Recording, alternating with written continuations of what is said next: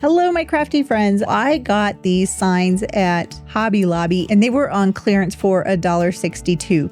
That's a really good deal. No, not quite as cheap as Dollar Tree, but these are some really nice signs. So if you can find signs like this, I would highly recommend doing it, especially if you're looking for ways to make some upcycled decor for your home. So once I removed all of the pricing information and price tags, then I took some chalk paint and I painted the front of this sign only. I like using the chalk paint for giving a nice kind of thick coat to projects like this because I don't have to use as much paint. And the chalk paint that I was using for this is Tommy Art, but I think you could use any chalk paint that you had on hand.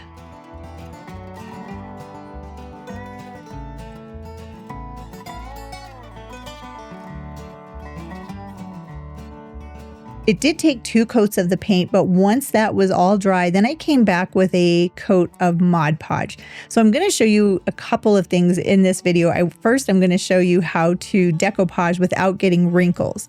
So if you have a project like this, you take some Mod-Podge, you put that onto your project where you're going to be applying whatever it is that you're decoupaging. So I just wanted to make sure that I had the surface completely covered with the Mod-Podge. I didn't do an ultra thick coat of it, but I did go back over it a couple of times to make sure the entire surface had the Mod-Podge.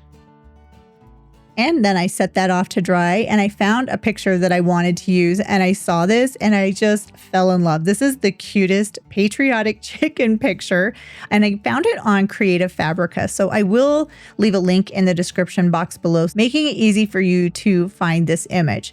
So all I did was print the image onto just plain paper. This is copy paper that I used my printer for. And I'm going to cut down the image so it's a little bit larger than the wood piece that I'm going to be using. So my Mod-Podge is all dry. I've got my picture cut to the size I want it to be.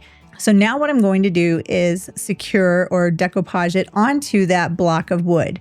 And using my small heat press, this is from HTV Ron, I'm going to press that picture onto the wood. So the heat from the heat press will reactivate the Mod-Podge and that will secure the picture to the project.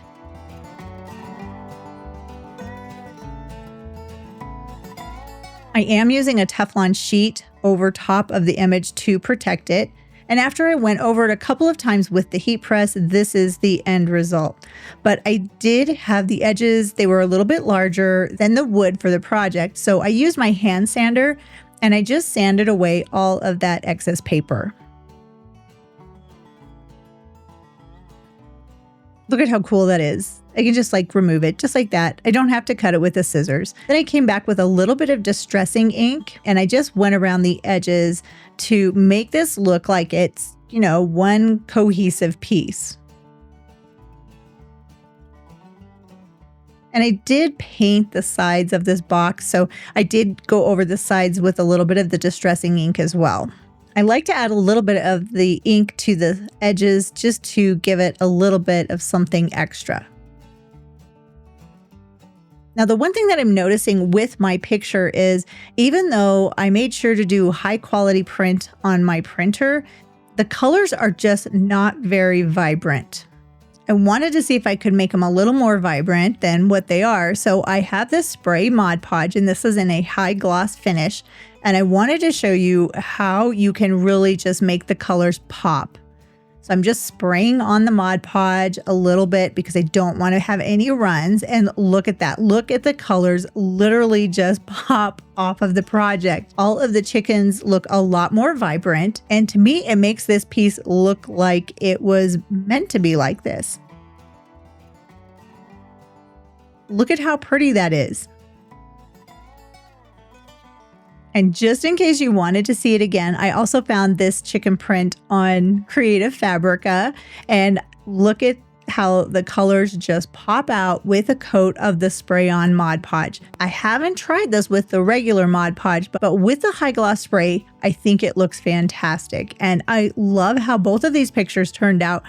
That was why I wanted to share this with you because I was just so blown away with how the color literally just popped off of the background and just became so much more saturated and vibrant looking that I was just so impressed. I wanted to share this with you, especially for patriotic crafts, because sometimes you just want them to be really bright and vibrant.